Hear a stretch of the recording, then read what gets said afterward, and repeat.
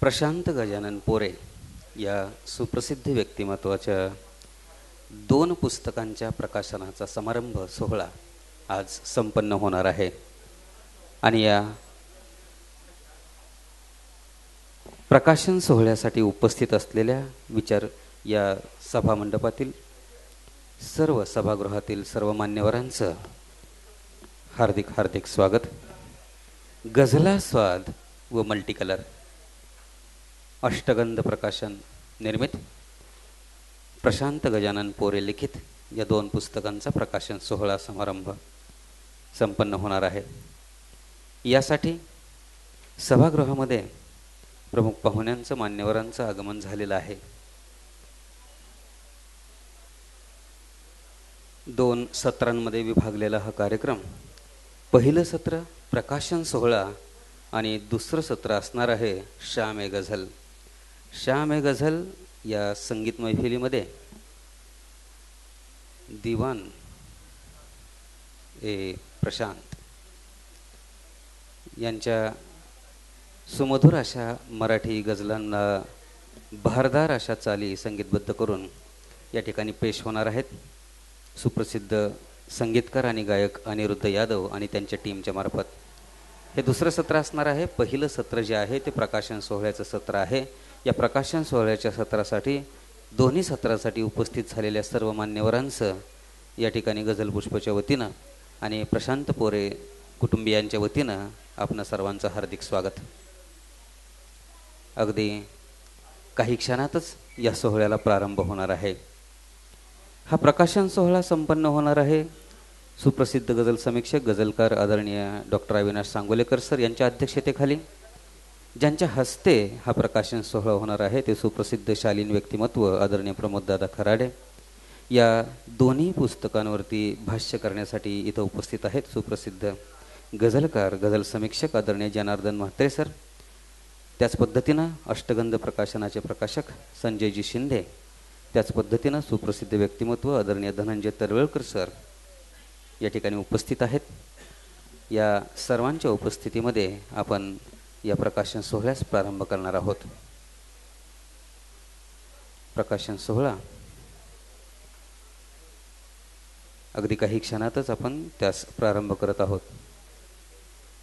स्त्री भ्रूण हत्येची एखादी समस्या असेल किंवा भ्रष्टाचाराची एखादी समस्या असेल किंवा प्रदूषणाची एखादी समस्या असेल किंवा वैयक्तिक नात्यांमध्ये जे तुटले पण येत आहे किंवा शहरांमध्ये जी गर्दी वाढते आहे त्याचा समाजावर काय परिणाम होतो, माणसाचे वैयक्तिक प्रश्न असतील, सामाजिक अशा इतक्या छोट्या छोट्या विषयावरती प्रशांतने या सगळ्या रसग्रहणामध्ये, खऱ्या अर्थाने मी त्याला रसग्रहण म्हणेन, की कुठेही समीक्षकाचा आव न आणता कुठेही मला काहीतरी सांगायचं आहे आणि आता या गझलेची मी कशा प्रकारे चिरफाड करतो, कशा पद्धतीने, आणि हे सगळं करत असताना या 52 गझलकारांच्या सगळी निवड करत असताना त्यांनी गझलकार पण इतके व्यवस्थितपणे असे निवडलेत, म्हणजे वेगवेगळे, म्हणजे कुणी गझल लिहिणारा एखादा गझलकार त्याच्यामध्ये आहे, जसे अनेक ज्येष्ठ गझलकार आहेत तसे नव्या पिढीतले सुद्धा अनेक गझल, म्हणजे गझलकारांची निवडसुद्धा अतिशय जाणीवपूर्वक केलेली आहे. आणि कुठेही त्या गझलेवरती भाष्य करताना, त्या गझलेचं रसग्रहण करताना कुठेही कोणता तरी उपदेश आपल्याला करायचा आहे, त्या गझलकाराला करायचा आहे किंवा वाचकांना करायचं आहे, असं कुठलाही आविर्भाव न आणता अत्यंत सहजपणाने ते गझल वाचल्यानंतर जे सुचतं ते अत्यंत मनमोकळेपणाने या पुस्तकात तुम्हाला वाचायला मिळेल. मी तुम्हाला सर्वांना विनंती करेन की तुम्ही ही दोन्हीही पुस्तकं घ्यावीत, वाचावीत आणि मनमोकळेपणाने तुमच्या प्रतिक्रिया याच्यावरती द्यात. सुनीतीबरोबरच या गझलास्वाद या पुस्तकाचं जे शीर्षक लेखन आहे, कॅलिग्राफी आहे, सुलेखन, ज्या डॉक्टर शिरीष शिरसाट यांनी केली, त्यांच्याबद्दल मी इथे कृतज्ञता व्यक्त करतो. या दोन्ही पुस्तकाची मांडणी आणि टाईप सेटिंग ज्यांनी केलं आहे ते शिवकुमार आणि प्रदीप गावडे यांच्याविषयी सुद्धा मी इथे कृतज्ञता व्यक्त करतो. आणि ही दोन्ही पुस्तकं तुम्ही वाचावीत, यावरच्या तुमच्या चांगल्या वाईट प्रतिक्रिया अत्यंत मनमोकळेपणाने द्याव्यात अशी मी तुम्हाला सगळ्यांना विनंती करेन. आणि प्रशांतला शुभेच्छा देतानाच असं सांगेन की जे चिंतन गझलास्वाद या पुस्तकामध्ये, म्हणजे गझलकार म्हणून त्यांची जी उंची आहे ती तुम्ही माहिती आहे. ते मराठीतला पहिला मुकम्मल दिवाण सादर करण्याचं किंवा निर्माण करण्याचं श्रेय ज्यांच्याकडे जातं तो गझलकार म्हणजे प्रशांत पोरे आहे. मराठीतला पहिला मुकम्मल दिवाण त्यांनी निर्माण केला. त्यामुळे त्यांच्या गझलेबद्दल काही शंका असण्याचं किंवा त्याच्या दर्जाबद्दल मला काही भाष्य करण्याची गरज नाही. पण गझला स्वादच्या निमित्ताने त्यांच्यातला एक तत्वचिंतक किंवा एक ललित लेखक या निमित्ताने या पुस्तकामध्ये आपल्याला जो भेटणार आहे त्याची तुम्ही नक्की भेट घ्या. ते सगळं चिंतन तुम्ही मनपूर्वक वाचा आणि तुम्हाला ते निश्चितपणे आवडेल असं मला वाटतं. आणि या निमित्ताने अष्टगंध प्रकाशनाच्या वतीने मी प्रशांत पोरे यांचं मनपूर्वक अभिनंदन करतो आणि त्यांच्या पुढच्या वाटचालीला शुभेच्छा देताना इतकंच सांगेन की मराठी कवितेवर जितकी मोठ्या प्रमाणावर समीक्षा झालेली आहे किंवा मराठी कवितांच्या वेगवेगळ्या प्रवाहावरती ज्या प्रकारे विस्तृत लेखन झालेलं आहे त्या प्रकारे मराठी गझलेतले जे विविध प्रवाह आहेत, म्हणजे आपण बघतोय गेल्या काही वर्षामध्ये मराठी गझल प्रचंड प्रमाणात वाढते आहे. आणि ही प्रचंड प्रमाणात गझल वाढत असताना चांगल्यासोबतच त्याच्यामध्ये काही उणिवासुद्धा शिरलेल्या आहेत. तर मराठी कवितांचा ज्या प्रकारे एकूण अभ्यास झालेला आहे विद्यापीठीय पातळीवर असेल किंवा रसिक वाचकांच्या पातळीवर असेल त्या प्रकारचा अभ्यास मराठी गझलेचा जितकं व्हायला हवा. म्हणजे गझल लिहिणारी जितकी मंडळी आहेत तितकी गझलेवर लिहिणारी मंडळी आसपास दिसत नाहीत.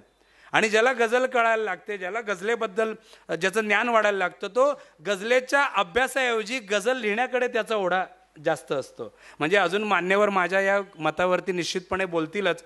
पण मी प्रशांतला या पुस्तकाच्या निमित्ताने अशी विनंती करेन की प्रशांतने यानंतरसुद्धा मराठी गझलेतले जे विविध प्रवाह असतील त्याचे वेगवेगळे प्रकार असतील, सुरेश भटानंतरची गझल असेल, आधुनिक गझल असेल, आता नव्या पिढीची उत्तर आधुनिक गझल असेल, या सगळ्या गझलांवरती अभ्यासपूर्ण अनेक भरपूर लेखन प्रशांतकडून व्हावं. आणि प्रशांतची अशा प्रकारची पुस्तकं वाचायला मला निश्चित एक वाचक म्हणून आवडेल आणि प्रकाशक म्हणून ती प्रसिद्ध करायला सुद्धा आवडतील. तर तुम्हा सर्वांचं या प्रकाशन सोहळ्यात मी मनपूर्वक स्वागत करतो आणि प्रशांतला पुन्हा एकदा अभिनंदन करून त्याच्या पुढच्या वाटचालीला शुभेच्छा देऊन आपल्या सर्वांची रजा घेतो. धन्यवाद. खूप खूप आभार सर. अष्टगंध प्रकाशनाचे प्रकाशक आदरणीय संजयजी शिंदे यांनी मल्टी कलर, त्याच पद्धतीने गझलास्वाद आणि साहिबे दिवान प्रशांत यांच्याबद्दल अतिशय उत्कृष्ट असं भाष्य या प्रास्ताविकातून केलेलं आहे. यानंतर ज्या क्षणाची आपण वाट पाहत आहोत तो क्षण अगदी समीप आलेला आहे. खावर एके ठिकाणी असं म्हणतात की एक परी के जुल्फों में यूँ फंसा हुआ है चांद, एक परी के जुल्फों में यूँ फंसा हुआ है चांद, हमको लगता है बादल में छुपा हुआ है चांद. आणि असाच तो आकाशात ढगांमध्ये लपलेला चंद्र जो आहे तो ढगांमध्ये लपलेला चंद्र या दोन रंगांच्या वेगवेगळ्या रंगांच्या वेष्टनामध्ये आपण त्या ठिकाणी ठेवलेला आहे. मी मान्यवरांना विनंती करतो की आपण प्रकाशन सोहळ्यास प्रारंभ करावा. ज्यांच्या शुभहस्ते प्रकाशन सोहळा होणार आहे आदरणीय प्रमोददादा खराडे, आपणास विनंती की आपण मंचावरील सर्व मान्यवरांच्या सहकार्याने या ठिकाणी प्रकाशन सोहळा प्रारंभ करावा. अजून मिळाले नाही उत्तर कशाचं पाटी कशाचं दप्तर, अजून मिळाले नाही उत्तर कशाचं पाटी कशाचं दप्तर, असा वैचारिक शेर लिहिणारा प्रशांत एके ठिकाणी असंही म्हणून जातो की तू फुलाकडून घे शिकून एवढे, तू फुलाकडून घे शिकून एवढे, आजचा दिवस करू खुशीत साजरा. गझलास्वाद आणि मल्टी कलर या दोन्ही पुस्तकांचं या ठिकाणी प्रकाशन होतं आहे. आदरणीय Pramoddada Kharade, doctor Avinash Sangolekar sir, Janardanji Mhatre, Sanjayji Shinde, Dhananjayji Tadvalkar sir या सर्वांच्या हस्ते, प्रशांतजी पोरे त्यांचे मातोश्री आणि पिताजी, त्याच पद्धतीनं वहिनीसाहेब या सर्वांच्या हस्ते, गझल पुष्पचे अध्यक्ष संदीपजी, कोषाध्यक्ष अभिजितजी या सर्वांच्या हस्ते या ठिकाणी हा प्रकाशन सोहळा संपन्न होतो आहे. टाळ्यांच्या गजरामध्ये आपण प्रकाशन सोहळा संपन्न करूया. वेचता हे सांडलेल्या अक्षता लेकरू जेवेन म्हणते पोटभर, त्याच पद्धतीनं सोडता आलाच मी सोडून दे, सोडता आलाच मी सोडून दे, जिंदगी होईल मग मल्टी कलर. त्याच पद्धतीनं या मल्टी कलर पुस्तकाचं वैशिष्ट्य फक्त मराठी गझला या ठिकाणी नाही आहेत, त्या पुस्तकामध्ये हिंदी उर्दू गझलासुद्धा आहेत. मुद्दते हो गई चांद देखे हुए, साहिबे दिवान प्रशांत एके ठिकाणी असं म्हणतात, मुद्दते हो गई चांद देखे हुए, व्हिडिओ कॉल बस इक लगाया करो. म्हणजे फक्त मराठीतच ही लेखणी तळपते असं नाही, तर मग हिंदी आणि उर्दूमध्ये सुद्धा अतिशय सुंदर पद्धतीने ही लेखणी तळपते. गर खुदा का तू न बंदा खास होता, गर खुदा का तू न बंदा खास होता, आज वेड्या तू यमाचा घास होता.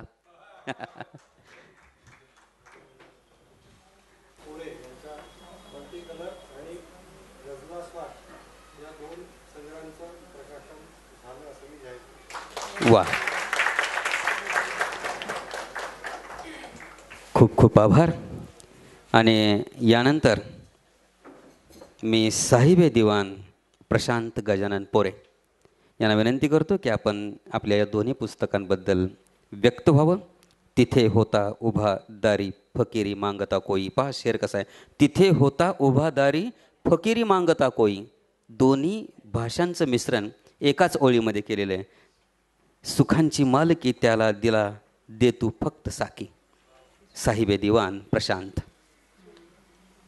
नमस्कार. सर्वप्रथम बाहेर असा श्रावणातला पाऊस, आषाढातला पाऊस असल्यासारखा पाऊस पडत असूनही आपण सर्व लोक इतक्या संख्येने इथे उपस्थित झालात त्याबद्दल सर्वप्रथम आपणा सर्वांचे आभार. मंचावरील उपस्थित मान्यवर आदरणीय श्री डॉक्टर अविनाश सांगोलेकर सर, माझे ज्येष्ठ बंधू, मी ज्येष्ठ म्हणतो त्यांना कारण परवा विचारलं होतं मी त्यांना की प्रशांत खराडे खेळायला येणार आहेत क्रिकेट, तर मला तोपर्यंत माहीत होतं की ते त्यांचे मोठे बंधू आहेत, पण ते नाही म्हणले प्रशांत माझा धाकटा बंधू आहे. म्हणजे मी पण ऑटोमॅटिक धाकटा झालो. प्रस्तावना कोणाची घ्यावी असा विचार चालू असताना प्रमोददादा म्हटले की आपण यावेळेस थोडं काहीतरी वेगळं करूया. तर मग मी म्हणलं काय करायचं ते तुम्ही सांगा, ते आपण करूया. तर मल्टी कलर या संग्रहासाठी धनंजय तडवळकर काका यांनी प्रस्तावना दिली आहे. मी धनंजय तडवळकर काकांचंही स्वागत करतो. याचबरोबर माझे मित्र जनार्दन म्हात्रे, मी फोन केला, आमच्या फोनवर जी काही चर्चा झाली त्यानंतर ते म्हटले मी येणार, कारण याच्या आधी आम्ही काही वेळेस बोललो होतो, ते म्हणायचे मी येणार नाही. तरीही पण मी फोन केला, म्हटलं तुम्ही येणार किंवा नाही येणार मला माहीत नाही, पण माझं फोन करायचं कर्तव्य आहे. तर ते म्हणे तुम्ही फोन केला नसतात तरी मी आलो असतो. तर जनार्दन यांचेही आभार. अष्टगंध प्रकाशनाचे संजय शिंदे, पिंपरी चिंचवडचे माजी सिटी इंजिनियर तुपेसाहेब आलेत, तुपेसाहेबांचे हार्दिक स्वागत. तसेच शिवसेनेचे नेते शैलेश मोहिते साहेब पण मगाशी आलेत पाठीमागे, त्यांचंही हार्दिक स्वागत. संजय माझ्याशी बऱ्याच वेळा बोलताना आमचं बोलणं व्हायचं की एक तरी पुस्तक तुमचं करूयात. तर मी त्यांना म्हटलं की आपण करूयात, पण त्याच दरम्यान पिंपरी चिंचवडमध्ये गझलपुष्प संस्थेच्या वतीने आम्ही गझलपुष्प प्रकाशन सुरू केलेलं आहे. मी जेव्हा पुण्यात आलो तेव्हापासून पाहत होतो की प्रकाशन करणे हा खर्च झेपत नाही, म्हणून कित्येक चांगल्या कवींची कविता त्यांच्या वहीत राहिली होती. म्हणून मी आणि अभिजित आम्ही दोघांनी असं ठरवलं की आपण नो प्रॉफिट नो लॉस या बेसिसवरती ॲटलिस्ट आपल्या समूहाच्या लोकांचे तरी गझल संग्रह करता येतील का पाहूयात. तर त्या दृष्टिकोनातून आम्ही गझलपुष्प प्रकाशन सुरू केलं. आणि मग परत अष्टगंधकडे पुस्तक कसं करायचं याच्यावरती थोडीशी आमच्याकडे चर्चा चालू होती, पण म्हटलं आपणही थोडंसं जरा जास्त बिझी झालो, सगळेच लोक, अभिजित थोडं जास्त बिझी झाले असल्यामुळे आम्ही असं ठरवलं की हे पुस्तक संजयकडे करूयात. हे त्याच्या मागचं कारण. त्यामुळे संजय आज या स्टेजवरती उपस्थित आहेत आणि मला गॅरंटी होती की पुस्तक हे 100% एक नंबरी सोन्यासारखं होणार. त्या माझ्या विश्वासाला तडा न जाऊ दिल्याबद्दल संजय यांचे धन्यवाद. गझलास्वाद हा रसग्रहणाचा संग्रह आहे. त्याला पूर्ण रसग्रहण असं नाही म्हणता येणार, कारण पूर्ण रसग्रहणाचा संग्रह जर कुणाला वाचायचा असेल तर स्नेहल कुलकर्णी यांनी एक रसग्रहणाचा खूप उत्तम संग्रह केलेला आहे. 2021 पिंपरी चिंचवडचे साहित्यिक सुरेश कंक, जे आता इथे पहिल्या रांगेत बसलेले आहेत, यांचा दिलासा साहित्य सेवा संघ म्हणून एक समूह आहे व्हॉट्सअपचा. त्याच्यावरती त्यांचे खूप वेगवेगळे उपक्रम ते राबवत असतात. फक्त व्हॉट्सअप समूहावरच नाही तर पिंपरी चिंचवडच्या पूर्ण साहित्य क्षेत्रात त्यांच्या इतके वेगळे उपक्रम कोणी घेत नाही. म्हणजे अगदी सांगायचं झालं तर वेगळे पण म्हणजे स्मशानात देखील कवी संमेलन कधी होऊ शकतं का, पण कंक साहेबांनी स्मशानात कवी संमेलन घेतलेलं आहे. बैलगाड्यावरचे कवी संमेलन असेल, मेट्रोमध्ये कवी संमेलन घेतलेलं आहे. तर असे वेगवेगळ्या आयडिया लढवणारे आणि त्यांच्या समूहात मग नुसतं गुड मॉर्निंग गुड इव्हनिंग असं नाही चालत, तर तिथे प्रत्येक वर्षी प्रत्येक दिवसाला एक साहित्यिक एक उपक्रम राबवत असतो आणि ऑलमोस्ट प्रत्येकाची पुस्तकं झाली आहेत. माझ्या जेवढे माहिती आहेत त्याप्रमाणे मुरडे काकांचाही एक संग्रह त्याच्यामध्ये झालेला आहे आणि आणखी असे बरेच संग्रह झालेले आहेत. खूप सारे लोक त्याच्यामध्ये लिहितात. सुभाष चव्हाण सर लिहित आहेत त्याच्यामध्ये, मुरडे काकांनी लिहिलेलं आहे, रघुनाथ पाटलांनी लिहिलं आहे, सुरेश कंक स्वतः सिनेमावरच्या एक बऱ्याचशा लेखमाला त्यांनी त्याच्यावरती लिहिलेल्या आहेत. तर याच्यामध्ये एकदा आमचं असंच बोलणं झालं आणि आता तिथंपर्यंत कुणीही गझलेवरती कधी काही लिहिलेलं नव्हतं. म्हणून मग आम्ही असं ठरवलं की गझलेसाठी काहीतरी लिहूयात. आता स्वतःचीच गझल टाकायची आणि त्याच्याबद्दल लिहायचं हे मला काही पटत नव्हतं. म्हणून मी त्यांना म्हटलं की आपण रसग्रहणासारखं काहीतरी छोटंसं असं एखादा सदर चालवूयात. त्या समूहाचं असं वैशिष्ट्य आहे की दसऱ्याच्या दिवशी ते उपक्रम चालू होतो आणि तो उपक्रम तिथून पुढे पण कंप्लीट 52 आठवडे तो उपक्रम चालू राहतो. माझ्याकडे शनिवार होता, प्रत्येक शनिवारी तो उपक्रम आम्ही घ्यायचो. आता व्हॉट्सअप समूहासाठी लिखाण करायचं असल्यामुळे लिखाणावरती मर्यादा होती, कारण रीड मोर एक दोनदा लिहिलं वाचलं लोक त्याच्यापुढे रीड मोर करत नाहीत. त्यामुळे या संग्रहात जे काही रसग्रहण आहे ते लिमिटेड आहे. त्यामुळं 2 पानं जास्तीत जास्त 3 पानं, अगदीच तार लागली असेल तर 4 पानं, जसं निलेशच्या गझलेबाबत झालेलं आहे. त्याच्यामध्ये हा विषय तसाच ज्वलंत होता त्याच्या गझलेचा. तर असं हे छोटेखानी स्वरूपाचं रसग्रहण आहे. त्याला रसग्रहण म्हणता येणार नाही म्हणून आम्ही त्या सदराचं नाव पण आस्वादक समीक्षा आस्वादक रसग्रहण अशा हिशोबाने लिहिलं होतं, म्हणून त्याचं नाव गझलास्वाद असं थोडं झालं. आणि मला ते आता मोबाईलमध्ये टाईप करताना सुद्धा ते ऑटो करेक्शनमध्ये गझलास्वाद नाव यायला लागलं, इतकं ते लिहिलं गेलं जात होतं. तर त्या संग्रहाच्या निर्मितीची सर्वप्रथम प्रेरणा सुरेश कंक यांचे मनपूर्वक आभार. दुसरा संग्रह करायचा हे ॲक्च्युअल पहिलं ठरलं होतं, मल्टी कलर. गझलास्वाद करायचा की नाही करायचा याच्यावरती काही विषय नव्हता, परंतु मग या संग्रहाच्या जोडीने त्या संग्रहाचं प्रकाशन करूयात असं ठरवलं. मल्टी कलर हे नाव सुचायचं कारण म्हणजे कोविडमध्ये एक गझल लिहिली होती, हात केलेले तर त्यांनीवर चल स्वतःला आत्मनिर्भर कर. तर त्या आत्मनिर्भरच्या पिरियडमध्ये लिहिला गेलेला शेर, त्याच्यामध्ये आलेला तो शेर, जिंदगी होईल विसरलो सोडता आलाच मी सोडून दे, जिंदगी होईल मग मल्टी कलर. तर याचं संग्रहाचं टायटल काय घ्यायचं याच्यावरती दिनेश आणि मी आमच्या बऱ्याच चर्चा झाल्या.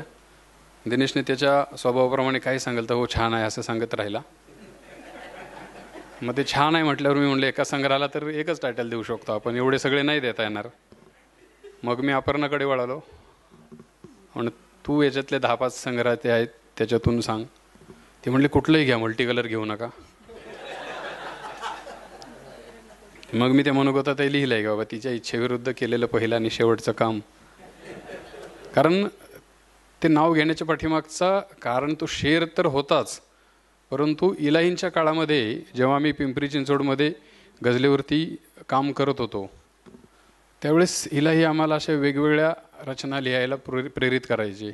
त्यात मी मिसरी गझल नाही घेतलेली कारण माझ्याकडून तेवढ्या झाल्या नाहीत, परंतु सानी मिश्रा हिंदीमध्ये, उला मिश्रा मराठीमध्ये अशी पूर्ण गझल घ्या, किंवा उला मिश्रा हिंदीमध्ये घ्या, सानी मिश्रा मराठीमध्ये घ्या, अशा गजला त्या काळात ते लिहायला आम्हाला सांगायचे. तुम्ही असं ट्राय करून बघा म्हणायचं. आम्ही म्हणायचो हिला दादा हे साहेब हे कसं शक्य आहे, एकाच यमकाचे काफियाचे शब्द हिंदीमध्ये मिळणं मराठीत मिळणं अवघड आहे.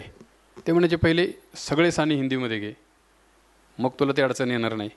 मग सगळे सानी मराठीमध्ये घे, मग तुझी काफियाची अडचण येणार नाही.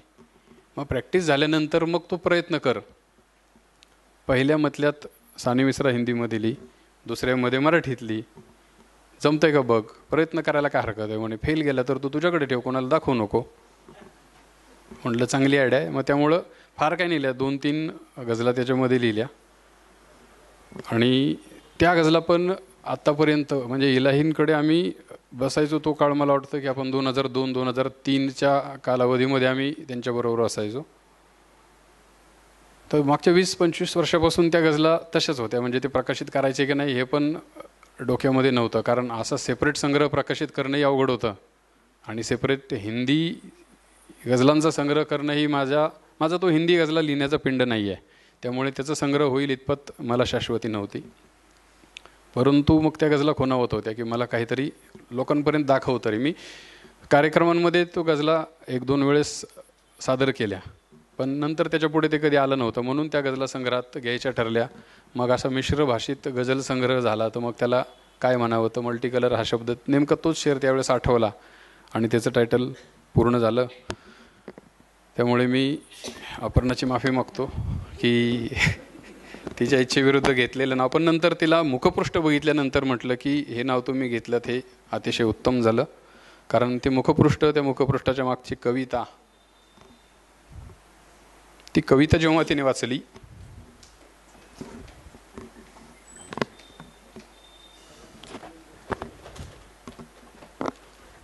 बाया